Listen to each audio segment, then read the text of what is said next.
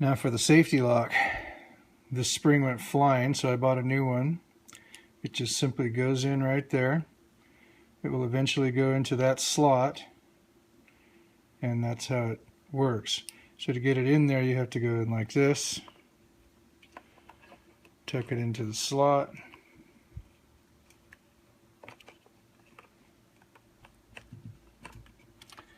raise it up into position. I like to cheat and put one of these in here, something to hold it into position so you can test its action. So now this works. This won't work until you press this, and then to get it to lock, you're going to pull back on this, and it locks the trigger into on position, and so that you know it's making it work right. Then you got to punch this pin in. This is the roll pin that holds it all together. Goes in the side carefully.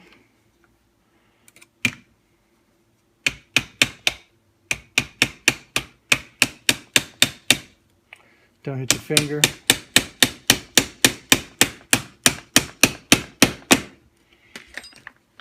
Make sure that's all still working.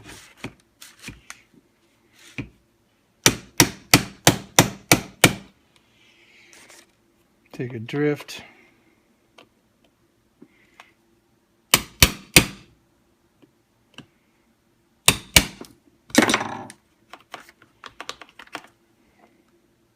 Too far. Doesn't need to go quite that far.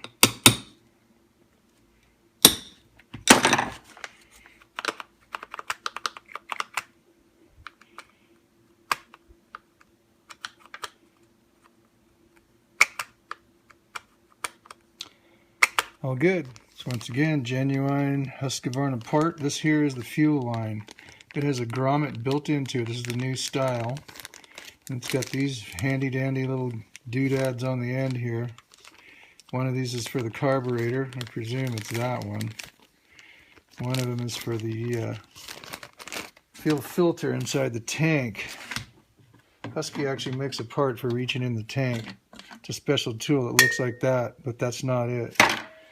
This filter was recently replaced as a new filter. It looks good. This is very important also. Make sure you got your fuel filter. Keeps you from having problems. So this is just regular line. It is Husky line, but it pulls up through this grommet. These are new, so I'm not going to replace them at this time. I recommend you do. But the old one, fuel cap, that would get lost in the woods. New fuel cap, cheap part, keeps from getting lost in the woods. There you go. Put that in there. All right.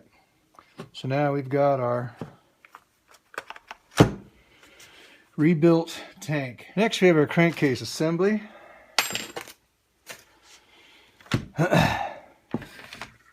This particular one has a good crank. It doesn't have any up and down movement in it. It's a little sloppy for me, so at some point we are going to be replacing the crank, which requires some special tools. You got to take off both sides here. That's not the hard part. The hard part is that at some point you will have to split the cases, which requires pulling screws out, special tool to push the cases apart by pushing the crankshaft out. We will not be doing that.